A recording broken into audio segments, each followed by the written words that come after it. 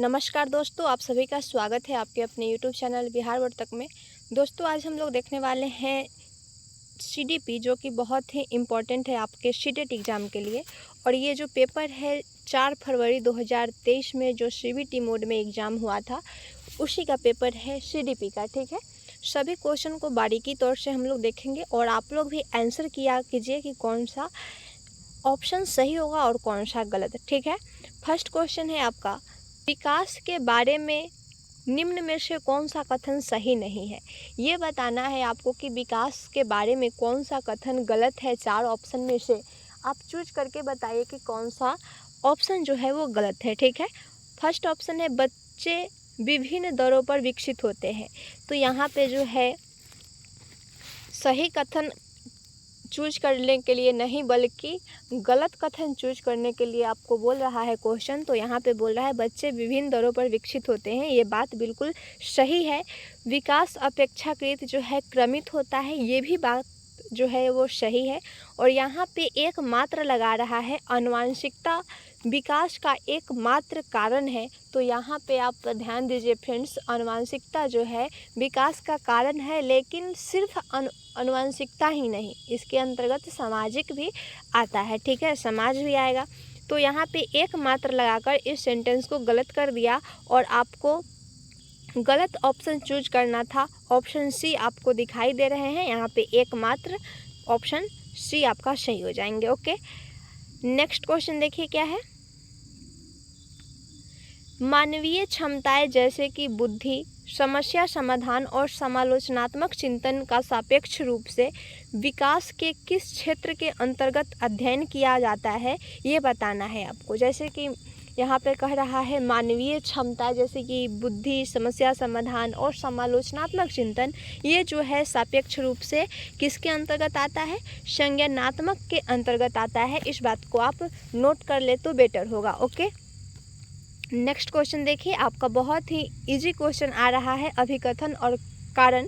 इसको पढ़कर ये बताना है आपको कि ये जो सेंटेंस दिया गया है वो गलत है या सही। ठीक है, गलत होगा तो आपको गलत वाला आंसर मारना है और सही होगा तो सही करना है। ठीक है, कह रहा है अभिकथन, बच्चे केवल औपचारिक स्कूली शिक्षा द्वारा ही कौशल, मूल्य और रीतियाँ ग्रहण करते हैं। तो यहाँ पे केवल वर्ड जो लगाया ये बहुत ही गलत वर्ड है सीटेट के लिए। तो यहाँ पे केवल देखकर इसे कट कीजिए कि ये सेंटेंस जो है वो आपका गलत है। ठीक है, और कारण में कह रहा है बच्चों का समाजीकरण एक सरल और रेखीय प्रक्रिया है।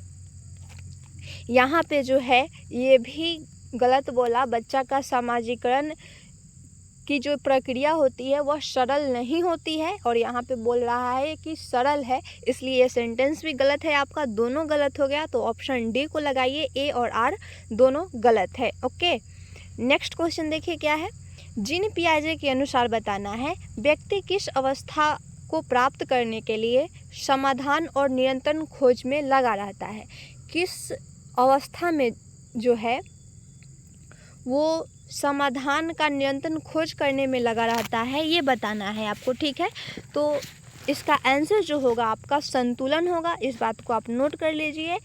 संतुलन की जो अवस्था होती है इसमें बच्चा जो है समाधान का निरंतर खोज करने में लगा रहता है। ओके, नेक्स्ट क्वेश्चन देखिए क्या है। परिकल्पनात्मक निगरात्मक तर्क किस चरण की विशिष्ट विशेषता है, ये बताना है आपको। कौन कौन, परिकल्पनात्मक और निगनात्मक तर्क, इस बात को आप जरूर नोट कीजिएगा, बहुत ही इम्पोर्टेंट है। ये जो है परिकल्पनात्मक और निगनात्मक तर्क की जब भी बात करें तो ये जो तर्क होता है औपचारिक संक्रियात्मक चरण के बच्चा को ये तर्क करने की क्षमता आ जाती है। ओके, आपका ऑप्शन बी जो होगा वो सही होगा। नेक्स्ट क्वेश्चन देखिए क्या है। जीन पियाजे के संज्ञानात्मक विकास के सिद्धांत के अनुसार किस अवस्था में बच्चे अनैच्छिक यानी कि सहज क्रियाओं से ऐच्छिक क्रियाओं की ओर बढ़ना आरंभ करता है। यानी कि जब भी बात करें जीन पियाजे के संज्ञानात्मक विकास के अनुसार कि बच्चा जो है अनैच्छिक क्रियाओं से ऐच्छिक क्रियाओं की ओर बढ़ना आरंभ करता है, यानी सहज क्रिया से जटिल क्रिया की ओर बढ़ना प्रारंभ करता है वो है आपका एज संवेदी गत्यात्मक होता है। इस बात को आप जरूर नोट करें, बहुत ही बेटर क्वेश्चन है। नेक्स्ट क्वेश्चन देखिए क्या है। हेंज दुविधा को सुनने के बाद 8 वर्षीय गुरप्रीत कहता है कि हेंज को पैसा चुरा लेना चाहिए क्योंकि इसे उसकी ज़रूरत है। नैतिक तर्क के स्तर पर बच्चे सही और गलत का फैसला व्यक्तिगत ज़रूरतों और चाहतों के आधार पर करते हैं। ठीक है, यहाँ पे एक हेंज नाम का विद्यार्थी है जो कि दुविधा में पड़ा हुआ है और उस दुविधा को सुनते हुए 8 वर्षीय एक बालक कह रहा है गुरप्रीत कि हेंज को पैसा चुरा लेना चाहिए क्योंकि उसको ज़रूरत है। ठीक है, तो यहाँ पे बच्चा जो है सही गलत का फैसला करने पे तुला हुआ है कि पैसा चुराऊँ तो ये गलत है, ना चुराऊँ तो मेरा ये काम बिगड़ जाएगा। तो यहाँ पे जो है जब भी ऐसा बात करे कि दुविधा में पड़ना जब भी आए तो वो जाता है आपका आंसर यांत्रिक सापेक्ष अभिमुखता के अंतर्गत आता है ये सब। इस बात को ज़रूर नोट करें आप। चलिए बढ़ते हैं नेक्स्ट क्वेश्चन में। लेव वाइगोत्स्की का क्वेश्चन बहुत ही इजी होता है, आप लोग ज़रूर करें। क्वेश्चन है लेव वाइगोत्स्की के लेव वाइगोत्स्की के सिद्धांत को किस तरह का सिद्धांत माना जाता है ये बताना है आपको। तो लेव वाइगोत्स्की ने 3 वर्ड बहुत ही फेमस बोला है। कौन कौन? सामाजिक, सांस्कृतिक और भाषा। ठीक है, भाषा, सांस्कृतिक और सामाजिक जो है लेव वाइगोत्स्की का फेमस वर्ड है। देखिए किस ऑप्शन में आपको दिख रहे हैं। मनोविश्लेषणात्मक का चर्चा नहीं किए हैं, व्यवहारवादी भी नहीं और ना ही सूचना प्रसंस्करण। ठीक है, आपका ऑप्शन बी जो है राइट है लेव वाइगोत्स्की के लिए। ओके, नेक्स्ट क्वेश्चन देखिए क्या है। लेव वाइगोत्स्की के अनुसार बच्चों में संज्ञानात्मक क्रियाओं को किसके माध्यम से सुगमता दी जाती है, ये बताना है आपको कि लेव वाइगोत्स्की के अनुसार बच्चों में संज्ञानात्मक प्रक्रिया को किसके माध्यम से सुगमता दी जाती है। वो है आपका लेव वाइगोत्स्की का, मैं आपको बताई हूँ उनका 3 चीज़ बहुत ही इंपॉर्टेंट है, सामाजिक, सांस्कृतिक और भाषा। तो यहाँ पे देखिए भाषा आपको दिखाई दे रहे हैं, इसे कीजिए आंसर, बहुत ही बेटर होगा। नकारात्मक तो गलत होता है, प्रतियोगिता भी गलत जाता है और लेव वाइगोत्स्की जो है अनुवांशिकी की बात नहीं किए हैं। चलिए बढ़ते हैं नेक्स्ट क्वेश्चन में। शिक्षा को बाल केंद्रित बनाने के लिए निम्न में से क्या बदलाव जरूरी है। शिक्षा को क्या बनाना है? बाल केंद्रित बनाना है। बाल केंद्रित बहुत ही बेटर होता है और परीक्षा केंद्रित जो होता है या फिर अध्यापक केंद्रित या फिर शिक्षक केंद्रित जब भी बात करें वो सब गलत जाता है। इस बात को नोट कर लीजिए कि कौन सा वर्ड जो है वो कभी सही नहीं जाता है। ठीक है, इस बात को नोट करेंगे तो बहुत ही आपको हेल्प मिलेगा एग्जाम में क्वेश्चन सॉल्व करने के लिए। तो यहाँ पे बोल रहा है शिक्षा को बाल केंद्रित बनाने के लिए आप क्या करेंगे, तो यहाँ पे है रचनात्मक मूल्यांकन से योगात्मक मूल्यांकन की ओर। तो यहाँ पे रचनात्मक मूल्यांकन तो सही है लेकिन इसको रचनात्मक को हटाकर योगात्मक मूल्यांकन करने की कह रहा है, तो ये आपका गलत हो जाएगा ऑप्शन ए। और ऑप्शन बी है कंठस्थ स्मरण की क्रिया आधारित अधिगम की ओर। तो ये बात बहुत ही अच्छा है। कंठस्थ स्मरण जो होता है, कंठस्थ कराना, बच्चा को याद कराना, उससे हटकर क्रिया आधारित अधिगम की ओर जब आप बढ़ेंगे तो बहुत ही बेटर होगा बच्चे के लिए। आपका ऑप्शन बी जो है सबसे अच्छा है। और ऑप्शन सी में कह रहा है खोजी अधिगम से व्याख्यान विधि की ओर। तो यहाँ पे व्याख्यान विधि जो होता है वो गलत होता है, खोजी अधिगम को हटाकर कह रहा है व्याख्यान करने के लिए, तो ये बात गलत हो जाएगा। यहाँ पे लचीले पाठ्यक्रम से मानकीकृत पाठ्यचर्या की ओर, तो यहाँ पे भी गलत बोला, मानकीकृत पाठ्यचर्या की ओर ले जा रहा है। तो यहाँ पे जो है आपका ऑप्शन बी बेटर है कि कंठस्थ स्मरण की क्रिया से आपको कहाँ जाना है, आधारित अधिगम की ओर जाना है, क्रिया आधारित अधिगम की ओर जाना है, बहुत ही बेटर है। ओके, आइए नेक्स्ट क्वेश्चन देखते हैं। हार्वर्ड गार्डनर का आ गया क्वेश्चन आपका। हार्वर्ड गार्डनर के बुद्धि के बारे में विचारों के अनुसार बताना है कि तार्किक गणितीय बुद्धि बुद्धि का सर्वोत्तम प्रकार है। हार्वर्ड गार्डनर के अनुसार बताना है कि उन्होंने क्या कहा है। उन्होंने ये नहीं कहा है, तार्किक बुद्धि के बारे में बात नहीं किया है, और ये भी नहीं कहा है कि तार्किक बुद्धि जो है वो बुद्धि का सर्वोत्तम प्रकार है। ठीक है, ये गलत बोले हैं। दूसरों की भावनाओं को समझने की क्षमता संगीतीय बुद्धि कहलाती है। तो यहाँ पे जो आपको बात कर रहा है, दूसरे की भावना को जब आप समझ ले रहे हैं तो आपके पास अंतरावैतिक बुद्धि है। तो यहाँ पे संगीतीय बुद्धि लगाकर इस सेंटेंस को गलत कर दिया। ओके, ऑप्शन सी है गणित के 3 प्रकार है, विश्लेषणात्मक, सृजनात्मक और व्यवहारिक।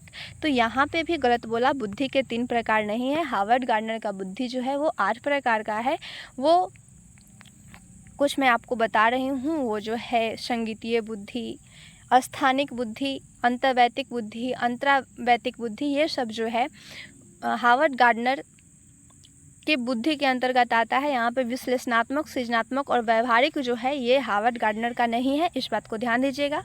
और ऑप्शन डी कह रहा है हर व्यक्ति अपने आप में विभिन्न प्रकार की बुद्धियों के विविध स्तर निहित करता है। ये बात भी बिल्कुल सही है। हार्वर्ड गार्डनर के अनुसार वो बोले हैं कि हर व्यक्ति जो है अपने आप में विभिन्न प्रकार की बुद्धि रखता है।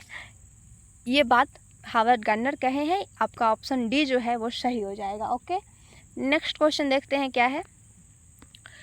अभिकथन और कारण है, इसको ध्यान से पढ़िए, कौन सही है और कौन गलत है इसे आपको बताना है। ठीक है, एक अध्यापिका को विद्यार्थी को किसी समस्या पर कार्य करते समय अपने विचारों को मौखिकरण के लिए प्रोत्साहित करना चाहिए। तो ये बात जो है बिल्कुल सही है। अगर कोई भी स्टूडेंट को आप किसी समस्या का हल करा रहे हैं तो उसको अवसर दे कि वो अपने विचारों को क्या करे, मौखिकरण रूप से बता सके। ठीक है, तो मौखिकरण करने के लिए प्रोत्साहित करना बहुत ही बेटर है। और कारण कह रहा है निजी वाक्य बच्चों के संज्ञानात्मक विकास को सुसाधित करता है। ये बात भी बिल्कुल सही है। निजी वाक्य जो है, बच्चा निजी वाक्य कहने का अर्थ हुआ बच्चा खुद से बात करेगा, खुद से बात करके किसी काम को एक दिशा देगा, तो ये बहुत ही बेटर होता है। निजी वाक्य जो है संज्ञानात्मक विकास को सुसाधित करता है। ठीक है, दोनों आपका अभिकथन और कारण दोनों सही है। ऑप्शन ए आपका सही हो जाएगा। ठीक है, आइए नेक्स्ट क्वेश्चन देखते हैं। एक अध्यापिका प्रचलित सामाजिक जेंडर संबंधी रूढ़िवादिताओं को कैसे प्रभावहीन बना सकती है, ये बताना है आपको। क्या कह रहा है क्वेश्चन, एक अध्यापिका जो है प्रचलित सामाजिक जेंडर संबंधी रूढ़िवादिता को कैसे प्रभावित बना सकती है, ये बताना है। ठीक है, प्रभावहीन कह रहा है। ठीक है, प्रभावहीन बनाना है। तो यहाँ पे ऑप्शन ए है, यह सुनिश्चित करके कि खेल सत्र में लड़कियाँ सिर्फ बैडमिंटन खेले और लड़के सिर्फ फुटबॉल। तो यहाँ पे जो है जेंडर संबंधी रूढ़िवादिता पे तो कोई इफेक्ट नहीं पड़ रहा है। जेंडर जो पक्षपात की भावना है वो तो और बढ़ ही रहा है। यहाँ पे सुनिश्चित कर रहा है कि लड़कियाँ सिर्फ बैडमिंटन खेलेगी और लड़के जो है वो फुटबॉल खेलेंगे, तो ये गलत हो जाएगा। ठीक है, ऑप्शन बी है, यह सुनिश्चित करके कि खिलाड़ियों को अध्यापक के रजिस्टर पर काम करने और उनकी मदद करने की अवसर मिलना चाहिए। तो यहाँ पे लड़कियों को सिर्फ अवसर मिल रहा है, लड़कों को नहीं। यहाँ पे भी पक्षपात की भावना आ रहा है, ये भी सेंटेंस आपका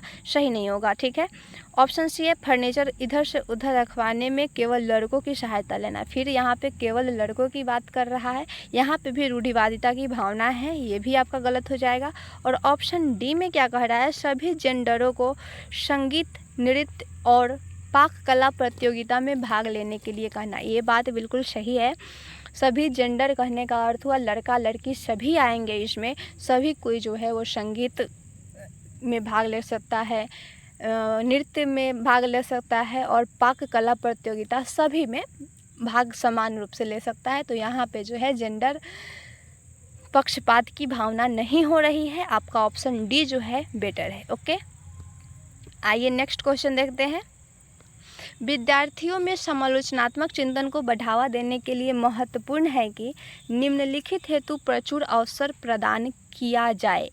बताइए कि कौन सा ऑप्शन जो है, कौन कौन इसमें सही है जो विद्यार्थियों में समालोचनात्मक चिंतन को बढ़ावा देगा। ठीक है, फर्स्ट ऑप्शन है आपका, विषय वस्तु को कंठस्थीकरण करना, तो कंठस्थीकरण जो होता है बहुत ही गलत वर्ड है 1 to 5 के लिए या फिर किसी भी 6 to 8 के लिए भी कंठस्थीकरण नहीं करना है, बच्चा को समझाना है, ठीक है। यहाँ पे निष्क्रिय बोला, ये भी आपका गलत हो जाएगा। और थर्ड नंबर है विविध जानकारियों को की पुष्टि करनी है, तो ये बात तो बहुत बेटर है। विविध जानकारी का जो आप पुष्टि करेंगे तो बहुत बेटर होगा। किसी समस्या पर अपचारी चिंतन करना, ये भी बहुत ही बेटर बात है। अपचारी कहने का अर्थ हुआ कि बच्चा जो है एक समस्या पर बहुत तरीके से सोचेगा, और अभिसारी जो होता है वो कभी सही नहीं जाता है। अभिसारी कहने का अर्थ हुआ बच्चा एक ही चीज़ पे फोकस करेगा, ठीक है। तो अभिसारी गलत होता है, आप नोट कर लें। और अपसारी जो होता है वो बहुत ही बेटर होता है। कहीं भी दिखे अपसारी आपको क्वेश्चन के हिसाब से सही जाएगा, ठीक है। यहाँ पे जो सही जा रहा है 3 और 4 ऑप्शन डी में आपको दिख रहे हैं, 3 और 4 कीजिए। और नेक्स्ट क्वेश्चन देखिए क्या है। एक संरचनावादी कक्षा में अध्यापिका किस पर जोर देती है? एक संरचनावादी कक्षा है, उसमें शिक्षिका जो है वो रचनात्मक मूल्यांकन पर जोर देगी, ठीक है। और यहाँ पे निगेटिव वर्ड से भी आप चूज कर सकते हैं। मानकीकृत गलत होता है, मानक गलत होता है। यहाँ पे संदर्भ ठीक है, लेकिन मानक वर्ड गलत होता है। यहाँ पे योगात्मक मूल्यांकन नहीं लेना है बच्चा से। ये योगात्मक मूल्यांकन जब कब सही होगा, जब सत्र के अंत में परीक्षा के बारे में, मूल्यांकन के बारे में बात करें तो योगात्मक मूल्यांकन सही जाता है, ठीक है। इस बात को नोट कीजिएगा। नेक्स्ट क्वेश्चन देखिए क्या है। समावेशी शिक्षा डैश के विविध जरियों के निष्कासन पर बल देती है। तो समावेशी शिक्षा जो है वो आपके भेदभाव के विविध जरियों के निष्कासन पर बल देती है, ओके। यहाँ पे प्रस्तुतिकरण के विविध जरियों पर बल नहीं देती है, ना ही अभिव्यक्तियों का और ना ही संलग्नता होगा, ठीक है। यहाँ पे बल देने की बात हो रहा है तो निगेटिव को खोजेंगे कि किस पे बल देगा एक समावेशी शिक्षा, ठीक है। तो भेदभाव को हटाना चाहता है समावेशी शिक्षा, और सभी को एक साथ करके, सभी समुदाय के सभी लोगों को, सभी तरह के जो स्टूडेंट आते हैं सभी को एक साथ करके शिक्षा देना चाहता है। कौन? समावेशी शिक्षा के अंतर्गत ये सब आता है। तो आपका ऑप्शन डी जो है बेटर होगा, ओके। क्वेश्चन के हिसाब से आपको आंसर करना है। चलिए देखते हैं नेक्स्ट क्वेश्चन क्या है। एक ऐसी कक्षा में जिसमें विविध सामाजिक आर्थिक परिवेशों से विद्यार्थी आते हैं, एक अध्यापिका को क्या करना चाहिए? यहाँ पे कह रहा है कि एक कक्षा में जो विविध सामाजिक आर्थिक परिवेशों से विद्यार्थी आते हैं तो उसमें एक अध्यापिका को क्या करना चाहिए ये बताना है आपको। आप एक टीचर बनने वाले हैं, आपकी कैसी भावना है। यहाँ पे 4 ऑप्शन दिया गया है, बताइए कि आपकी इसमें से कौन सी भावना है। आप एक टीचर बनने वाले हैं, बताइए। यहाँ पे ऑप्शन ए है अधीनस्थ समूहों से संबंधित विद्यार्थियों के लिए कमतर अपेक्षाएं बनाना और कायम रखना। यहाँ पे आप एक टीचर होने के नाते किसी के साथ कमतर अपेक्षा नहीं रखेंगे किसी भी स्टूडेंट के लिए, ठीक है। यहाँ पे आपका ऑप्शन ए जो है वो गलत हो जाएगा। और ऑप्शन बी है समावेशी भाषा, जैसे कि हमारा विद्यालय हमारी कक्षा का इस्तेमाल करना, ठीक है। तो यहाँ पे जो है ये बात बहुत ही बेटर है। समावेशी भाषा में जो है कि हमारा विद्यालय और हमारी कक्षा का इस्तेमाल करना है, ये बहुत ही बेटर होता है, ओके। और ऑप्शन बी में क्या गलत किया, यहाँ पे अलगाव की भावना को बढ़ाना कह रहा है, तो ये भी गलत हो जाएगा। फिर यहाँ पे रूढ़िवादिता की भावना को पैदा कर रहा है, ये भी गलत हो जाएगा, ठीक है। आपका ऑप्शन बी जो है सबसे राइट आंसर है। आगे देखिए नेक्स्ट क्वेश्चन। दृष्टिबाधित विद्यार्थियों के सफल समावेशन के लिए एक अध्यापक को क्या करना चाहिए ये बताना है आपको। फिर यहाँ पे आप अपना सोच व्यक्त कीजिए कि एक दृष्टिबाधित स्टूडेंट है तो उसके लिए आप क्या सहायता कर सकते हैं, उसके सफल समावेशन के लिए क्या कर सकते हैं। यहाँ पे 4 ऑप्शन दिखाई दे रहे हैं, आप लोग पढ़िए और आंसर कीजिए, ओके।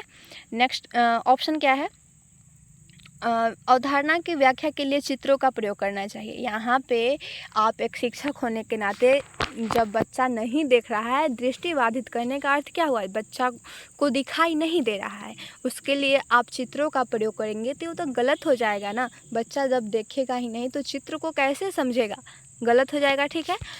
आपका ऑप्शन ए गलत हो गया। नेक्स्ट ऑप्शन क्या है, सभी प्रकार के लिखित सामग्रियों को मौखिक रूप से प्रस्तुत करना चाहिए। बहुत ही बेटर बात है। अगर बच्चा दृष्टिबाधित है तो उसको लिखित नोट्स नहीं देकर उसको मौखिक रूप से बताएंगे, ओके, बहुत ही बेटर होगा उसके लिए। और ऑप्शन सी है विद्यार्थी से बात करते समय हाथों को खूब इस्तेमाल करना। अगर आप हाथ का इस्तेमाल कर रहे हैं तो बच्चा जो है वो तो देख ही नहीं पा रहा है, तो कैसे समझेगा, नहीं समझ पाएगा, ये भी आपका गलत है। और दिखाए जा रहे हैं वीडियो को उपशीर्षक देना, तो उपशीर्षक देने से भी नहीं होने वाला है, बच्चा देखेगा ही नहीं, तो उसे कुछ भी देखने वाली चीज़ दे दीजिए, बच्चा नहीं सीख पाएगा, ठीक है। दृष्टिहीन विद्यार्थी के लिए श्रवण जो होता है यानी मौखिक रूप से प्रस्तुतिकरण बहुत ही बेटर होता है, ठीक है। आपका ऑप्शन बी जो है राइट है। नेक्स्ट क्वेश्चन देखिए क्या है। ध्यानाभाव एवं अति सक्रियता विकार। ध्यानाभाव कहने का अर्थ हुआ बच्चा बहुत ही चंचल है, पढ़ाई करते समय किसी को डिस्टर्ब कर देता है, उसका ध्यान जो है एक जगह एकत्रित नहीं रहता है, इधर उधर उसका माइंड जो है विचलित होते रहता है, ठीक है। तो इस प्रकार से ग्रसित विद्यार्थी के सफल समावेशन के लिए एक अध्यापक को क्या करना चाहिए ये बताना है आपको, ठीक है। ऑप्शन ए है परिवेश में व्यवधानों को अधिक कर देना चाहिए। व्यवधान को आप अधिक कर देंगे तो बच्चा का माइंड जो है तब भी भटकेगा और भटकेगा ज़्यादा, ठीक है। लंबे और जटिल प्रदत्त कार्य देंगे तो भी बच्चा ठीक से नहीं कर पाएगा, वो तो ध्यानाभाव है, उसका जो माइंड है हर हमेशा विचलित रहता है, तो लंबे समय तक वो किसी कार्य को नहीं कर पाएगा, ठीक है। ऑप्शन सी है विद्यार्थियों को समय प्रबंधन और संगठनात्मक आदतों के विकास में सहायता करनी चाहिए। ये बात बहुत ही बेटर है। ध्यानाभाव या फिर अति सक्रियता विकार वाले स्टूडेंट के लिए किसी समय प्रबंधन का संगठनात्मक आदतों में विकास करेंगे तो ये बहुत ही बेटर होगा, ओके। यहाँ पे गैर लचीली बोला इसलिए ये गलत हो जाएगा, ऑप्शन डी। गैर लचीली, लचीली तो बहुत बेटर होता है लेकिन गैर लचीली लगा दिया, ये गलत हो जाता है। आपका ऑप्शन सी जो है सबसे बेटर है। नेक्स्ट क्वेश्चन देखिए क्या है। पठन वैकल्य सापेक्ष रूप से किस क्षेत्र में चुनौती पैदा करता है। पठन वैकल्य जो है वो पढ़ने के क्षेत्र में जो है वो चुनौती पैदा करता है। जिस विद्यार्थी को पढ़ने में कठिनाई है उसे पठन वैकल्य हो जाता है, और अगर पढ़ने में कठिनाई नहीं देगा तो लिखित विषय सामग्री के बोध में हो जाएगा। तो यहाँ पे ऑप्शन ए आपका सही है। शारीरिक गतिविधि के समन्वय में नहीं होगा पठन वैकल्य, और ना ही दूसरों की भावना को समझने में और चित्र बनाने में भी नहीं, ठीक है। आपका तीनों ऑप्शन गलत है, ऑप्शन ए आपका सही है। अगर रहता पढ़ने में कठिनाई तो आपका वो सही जाता, अगर नहीं है ऑप्शन में तो लिखित विषय सामग्री का बोध में आप कर सकते हैं, ओके। नेक्स्ट क्वेश्चन देखिए। प्रभावशाली और अर्थपूर्ण अधिगम के लिए अध्यापक को किस प्रकार की शिक्षण शास्त्रीय प्रविधियों का इस्तेमाल करना चाहिए। यहाँ पे अर्थपूर्ण अधिगम बनाना है और प्रभावशाली अधिगम के लिए एक अध्यापक को किस प्रकार के शिक्षण शास्त्रीय प्रविधियों का आप इस्तेमाल करेंगे ये बताना है, ठीक है। सांस्कृतिक रूप से प्रासंगिक, ये बहुत ही बेटर है, और निगेटिव वर्ड से भी आप छांट सकते हैं ऑप्शन को। यहाँ पे मानकीकृत बोला ये गलत जाता है। परीक्षा केंद्रित गलत होता है, मैं बताई हूँ पहले ही। व्यवहारवादी भी यहाँ पे क्वेश्चन के हिसाब से नहीं होगा, ओके। यहाँ पे जो है सांस्कृतिक रूप से प्रासंगिक प्रविधि का आप इस्तेमाल करेंगे शिक्षण शास्त्रीय उपागम के लिए तो बहुत ही बेटर होगा, ओके। आइए नेक्स्ट क्वेश्चन देखते हैं। राष्ट्रीय शिक्षा नीति 2020 अधिगम के कौन से तरीकों पर बल देती है ये बताना है आपको। कूट है ये, कूट को छोड़ना नहीं है, अच्छे तरीके से कूटिए। कौन कौन सही है ये बताना है आपको। राष्ट्रीय शिक्षा नीति जो है वो अनुभवनात्मक अधिगम को बल देती है, ये बात भी सही है। डिजिटल अधिगम को भी बल देती है और वैज्ञानिक अधिगम को भी, और करके सीखना सभी पे बल दे रही है, ठीक है। इस बात को नोट कर लीजिएगा, बहुत ही बेटर आपका क्वेश्चन है। राष्ट्रीय शिक्षा नीति 2020 के अंतर्गत आपका सभी होगा, ओके। नेक्स्ट क्वेश्चन देखिए क्या है। अध्यापकों को विद्यार्थी के अधिगम युक्तियों के अर्जन और सुगम सहज करना चाहिए। निम्नलिखित में से कौन से तरीकों का इस्तेमाल शिक्षार्थियों के अधिक कौशलीभूत बनाने के लिए किया जाता है। यहाँ पे कह रहा है अधिगम युक्तियों को अर्जन के लिए सुगम सहज करना चाहिए। निम्नलिखित में से कौन से तरीके का इस्तेमाल जो है शिक्षार्थियों को अधिक कौशलीभूत बनाने के लिए प्रयोग किया जा सकता है ये बताना है। यहाँ पे अभिसारी जो है वो गलत होता है, इस बात को ध्यान देकर इसको कट कीजिए। और यहाँ पे है अवास्तविक, ये भी आपका गलत हो जाएगा। और ऑप्शन सी है, विद्यार्थियों में स्वयं से प्रश्न करना और स्व आकलन में समुन्नत करना। ये बात बिल्कुल सही है। बच्चा जब स्वयं से प्रश्न करेगा और स्वयं से आकलन भी करेगा तो बहुत ही बेटर होगा उसके लिए। यहाँ पे कह रहा है जो प्रासंगिक नहीं है उस पर ध्यान केंद्रित करना। ये बात तो बिल्कुल गलत बोला आपका ऑप्शन सी जो है वो सही होगा। नेक्स्ट क्वेश्चन देखिए क्या है, प्रभावशाली समस्या समाधान कारक होने के लिए अध्यापक को शिक्षार्थियों में किसके इस्तेमाल को हतोत्साहित करना चाहिए। हतोत्साहित करना है, हतोत्साहित करने का अर्थ क्या होगा? अगर क्वेश्चन में हतोत्साहित आ रहा है यानी कि आपको निगेटिव ऑप्शन चूज करना है जो गलत ऑप्शन है, ठीक है। अनुक्रिया समुच्चय जो है बहुत बेटर होता है और अनुक्रिया समुच्चय जो है ये प्रभावशाली समस्या समाधान का कारक नहीं है, इसलिए इसको हतोत्साहित करना है। ओके, अनुक्रिया समुच्चय को हतोत्साहित करना है। कलन विधि आपका बेटर होता है, अन्वेषण भी बेटर होता है और सामान्य अनुमान भी बेटर होता है। अनुमान से कोई भी काम करना अच्छा होता है। आपका ऑप्शन ए जो है वो गलत हो रहा है। ओके, नेक्स्ट क्वेश्चन देखिए, जल के स्रोतों के बारे में चर्चा करते हुए रानी उत्तर देती है कि नल और फुहारा पानी के मुख्य स्रोत हैं। उसका उत्तर किसका प्रतिनिधित्व करता है ये बताना है आपको। जल के बारे में जब चर्चा हो रहा था तो उस समय रानी ने उत्तर क्या दिया कि नल और फुहारा जो है पानी के मुख्य स्रोत है। तो ये जो रानी बोल रही है वो अपने अनुभव के आधार पे बोल रही है, ठीक है। तो यहाँ पे ऑप्शन देखिए कि इसमें अनुभव वाली बात कर रहा है। ऑप्शन ए है, उसकी समझ जो उसके अनुभवों के आधार पर बनी है। बिल्कुल सही बात है। रानी जो है अपने अनुभव के अनुसार बता रही है कि जल का जो प्रकार है, मुख्य स्रोत जो है वो नल और फुहारा है, ठीक है। वो अपने अनुभव से बता रही है। यहाँ पे अंतर्वैदिक नहीं है और ना ही नई अवधारणा को सीखने की अभी प्रेरणा में कमी यहाँ पे बोल रहा है, ये भी गलत है। और उच्च स्तरीय समस्या समाधान की कौशल, ये भी गलत हो जाएगा, ठीक है। ये जो बात कर रहा है बच्चा वो अपने अनुभव के आधार पर कह रहा है। ओके, नेक्स्ट क्वेश्चन देखिए क्या है, निम्नलिखित में से कौन सा अधिसंज्ञान कौशल का भाग नहीं है। निगेटिव खोजना है आपको, तो अधिसंज्ञान का भाग योजना होता है, मूल्यांकन होता है, पर्यवेक्षक होता है, लेकिन निष्क्रिय अनुकरण जो होता है, निष्क्रिय वर्ड भी गलत है। इस बात को नोट कर लीजिएगा, निष्क्रिय वर्ड क्या होता है, गलत होता है। निष्क्रिय अनुकरण जो है वो अधिसंज्ञानात्मक कौशल का भाग नहीं है। ओके, नेक्स्ट क्वेश्चन देखिए क्या है, भावनाओं और संज्ञान के बारे में निम्न में से कौन सा कथन सही है। भावनाओं और संज्ञान के बारे में आपको बताना है कि कौन सा कथन सही है।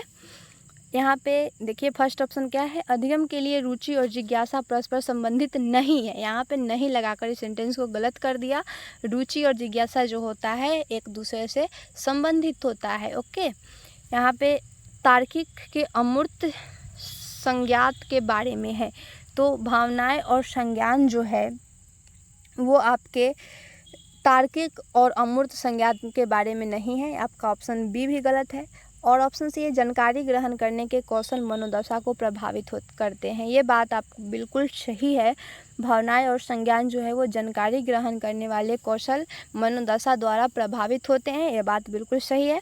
और यहाँ पे निराशा वर्ड दिया इसलिए गलत हो जाएगा। ऑप्शन सी आपका सबसे बेटर। नेक्स्ट क्वेश्चन देखिए क्या है, विद्यार्थियों को अधिगम के प्रति अभिप्रेरित करते रहने के लिए अध्यापक को क्या समुन्नत करना चाहिए। एक अध्यापक को क्या करना चाहिए विद्यार्थियों को अधिगम को अभिप्रेरित करने के लिए, ठीक है। यहाँ पे निपुणता अनुमुखी उद्देश्य, ये बात सही है। अधिगम को इसको नोट करें आप लोग, बहुत ही बेटर तरीके से नोट बनाएं। और निपुणता आप देखकर इसे कट करेंगे, लेकिन अधिगम को अभिप्रेरित करते रहने के लिए निपुणता अनुमुखी उद्देश्य जो है सबसे बेटर होता है। इस बात को नोट कर लीजिए। यहाँ पे योग्यता गलत हो जाएगा, असहायता गलत हो जाएगा और प्रतियोगिता जो होता है वो गलत होता है। ओके, आपका ऑप्शन ए जो है वो सही होगा। नेक्स्ट क्वेश्चन देखिए क्या है, विद्यालय में बच्चों की सफलता में निम्न में से कौन सा कारक बाधा उत्पन्न करता है ये बताना है। बाधा उत्पन्न जो करता है वो है आपका कठोर पाठ्यचर्या। यहाँ पे कठोर देख रहे हैं, कठोर वर्ड गलत होता है, इस बात को ध्यान दीजिएगा, नोट कर लीजिए। लचीली जो होता है वो सही होता है, गैर लचीली गलत होता है। ओके, संरचनात्मक शिक्षण शास्त्र भी अच्छा होता है। अधिगम हेतु मूल्यांकन जो है वो भी बहुत बेटर होता है। यहाँ पे जो निगेटिव पूछ रहा था, जो बाधा उत्पन्न करेगा वो है आपका कठोर पाठचर्या। ओके, आइए नेक्स्ट और लास्ट क्वेश्चन देखते हैं आज का। आपका क्वेश्चन है, किसी अवधारणा को समझाते समय यह महत्वपूर्ण है कि विषय वस्तु का विद्यार्थियों के दिन प्रतिदिन के जीवन से संबंध बनाया जाए।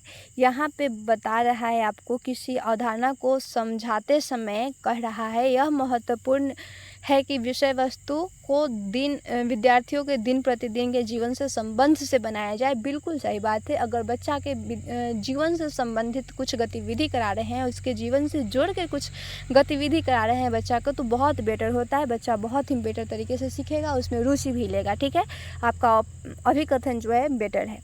और कारण में कह रहा है अधिगम कंठस्थीकरण के माध्यम से बहुत प्रभावशाली होता है। तो यहाँ पे कंठस्थीकरण बोल रहा है और प्रभावशाली भी बोल रहा है, ये गलत हो जाएगा। कंठस्थीकरण से अधिगम कभी भी प्रभावशाली नहीं हो पाएगा। यहाँ पे देख लीजिए, ऑप्शन कारण जो है वो आपका गलत है और कथन जो है वो सही है। यानी कि ए सही है लेकिन आर गलत है। ऑप्शन सी आपका आंसर हो जाएगा। आपका 30 प्रश्न CDP का ख़त्म हो चुके और हम लोग बहुत ही बेटर तरीके से क्वेश्चन को किए। आप लोग भी आंसर करते रहिएगा तो अच्छा लगेगा क्लास। और मिलते हैं हम लोग नेक्स्ट वीडियो में नेक्स्ट टॉपिक के साथ। तब तक के लिए अच्छे से पढ़ाई कीजिए आप लोग। जय हिंद।